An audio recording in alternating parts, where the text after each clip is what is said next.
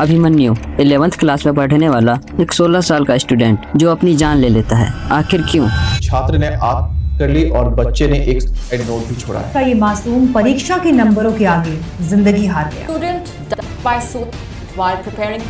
क्योंकि वो इस ट्रैप में पूरी तरीके से फंस चुका है। एजुकेशन एक ऐसा ट्रैप जिसमें हर कोई फंस रखा है और जब तक हमें कुछ पता चलता है तब तक हम इस ट्रैप में पूरी तरह फंस चुके होते हैं, जहाँ से निकलना हमारे लिए पॉसिबल नहीं होता। हमें बताया जाता है कि ग्रेजुएशन कंप्लीट होने के बाद हमें एक जॉब मिलेगी जिससे हम अपने पेरेंट्स के लिए एक कार और एक बड़ा सा घर खरीद पाएंगे और एक अच्छी सी लड़की देखकर शादी करेंगे और अपने बच्चे को एक अच्छा सा स्कूल भेजेंगे, जिसके बदले में हमसे अटेंडेंस और असाइनमेंट कंप्लीट करवाया जाता है, रूल्स फॉलो करवाया जाता है। बट रियलिटी में हमें कोई जॉब नहीं मिलती और ना ही हम कोई कार या घर खरीद पाते हैं और ऐसा करते करते हमारे 15 साल वेस्ट हो जाते हैं।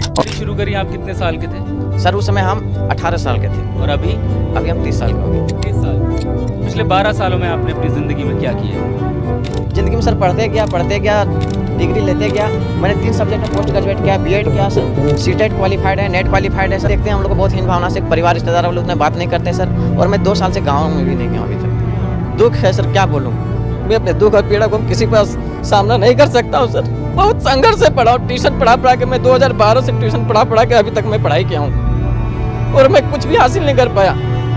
हमारे पर फायर हो गया। और अगर किसी तरह जॉब मिल भी जाती है तो उसकी सैलरी बहुत कम होती है और इसी जॉब के भरोसे हम होम या कार लोन ले लेते हैं और लास्ट में यही लोन भरते भरते हमारी पूरी जिंदगी निकल जाती है, लेकिन ये लोन खत्म होने का नाम नहीं लेता और यहीं हम सिस्टम के जाल में फंस जाते हैं, जहाँ ये जॉब करना हमारी मजबूरी बन जाती है। लेकिन जो इस ट्रैप से बच गया वह सक्सेसफुल है। Elon Musk has officially become the richest person in the world. His net worth has crossed the $400 billion mark.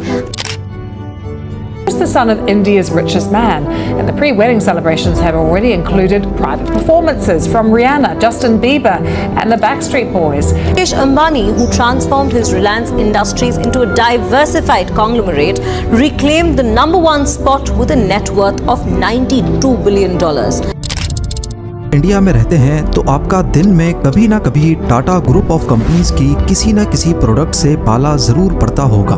Roads पर दौड़ती हुई गाड़ियों पर नजर डालें तो टाटा मोटर्स, हवा में उड़ते हुए प्लेन्स को देखें तो एयर इंडिया पर नजर जाती है और यहाँ का आइकॉनिक ताज होटल तो पूरी दुनिया में मशहूर है, जिसे टाटा ग्रुप ही ओन करता है। पर धीरू भाई अंबानी एक गैस स्टेशन के अटेंडेंट होते थे, लेकिन 1980s तक आते आते ये इंडिया के सबसे बड़े बिजनेसमैन में से एक बन गए। यही है वो लोग जिन्होंने सक्सेस की नई डेफिनेशन दी। सक्सेस के लिए एजुकेशन इम्पोर्टेंट नहीं है, इम्पोर्टेंट है तो स्किल। लेकिन यहाँ सवाल ये उठता है कि सिस्टम को आखिर बनाया ही क्यों गया? जवाब सुनने के बाद आप शायद बिलीव नहीं करोगे। अंबानी, विराट कोहली, आमिर खान, नरेंद्र मोदी, ये सब हमारे इस करंट एजुकेशन सिस्टम के ट्रैप में नहीं फंसे।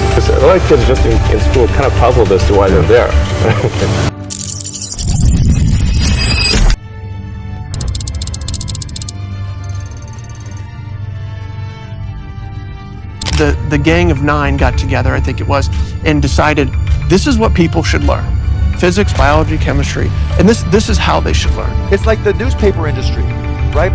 More printing presses, more big buildings, right? Makes this look grander. The people who built the schools were consciously aiming at eradicating the will of the students who were part of the system because they wanted them to be obedient. The entire purpose of a good university is to give you a foundation to fail, not a foundation to get in.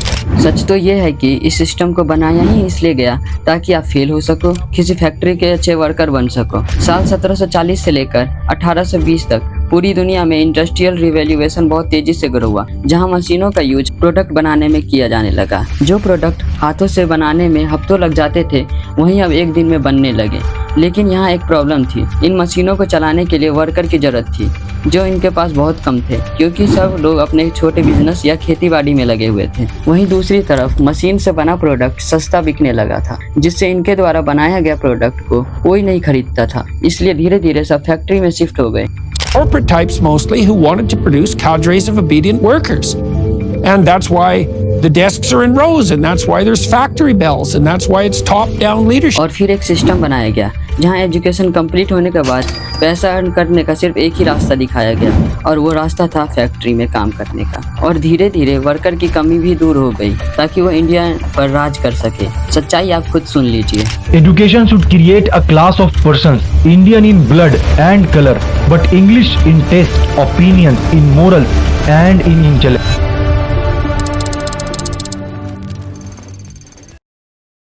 India में जब आप जन्म लेते हो उससे पहले ही decide हो जाता है कि आपको क्या करना है। पेरेंट्स पहले ही डिसाइड कर लेते हैं कि आपको डॉक्टर बनना है, इंजीनियर बनना है या IIT करना है। उसके बाद आपको उसी हिसाब से बढ़ाया जाता है। लेकिन आपका जन्म एक फ्रेश, क्यूरियस और क्रिएटिव माइंड के साथ होता है जिससे अगर अच्छे से ट्रेन किया जाए तो बहुत कुछ कर सकता है। लेकिन जैसे ही आप पढ़ाई करते हो, कॉम्पिटिटिव एग्जाम की तैयारी करते हो, आपको किताबों का एक ढेर दे दिया जाता है और वही आपकी पूरी दुनिया बन जाती है। आप सुबह से लेकर शाम तक वही पढ़ते रहते हो। आप कुछ और एक्सप्लोर कर ही नहीं पाते। अगर आप इनको अच्छे से समझोगे तो आपको पता चलेगा कि आपको कैसे एक जॉब के लिए तैयार किया जा रहा है और हमारा एक ही गोल होता है, कैसे भी करके हमें जॉब मिल जाए। हर बच्चा यही चाहता है कि मैं सरकारी जॉब में पहुंचूं, अपनी घर की अर्थव्यवस्था को सही करूं।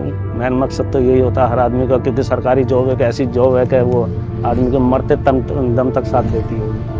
इसलिए हर आदमी सोचता है चाहे चपरासी की मिल जाए। लेकिन इन कॉम्पिटिटिव एग्जाम में इतना कंपटीशन होता है कि बच्चे प्रेशर में रहने लगते हैं और कुछ स्टूडेंट प्रेशर में आकर कुछ गलत कदम भी उठा लेते हैं। रजत, ये वेनेरियम का फॉर्म क्यों नहीं भरा अब तक? अरे क्यों अपनी लाइफ बर्बाद करने पे लगाया है? मेरे जैसे भरे पड़े IIT में, कभी उससे पूछा उसका क्या मन है करने का, कभी मुझसे पूछा था। अनुज है ना मेरे रूम में, वो भी आया IIT में, अपने माँ बाप के सपना पूरा करने, सुसाइड कर लिया उसने, नहीं हो पाया उससे।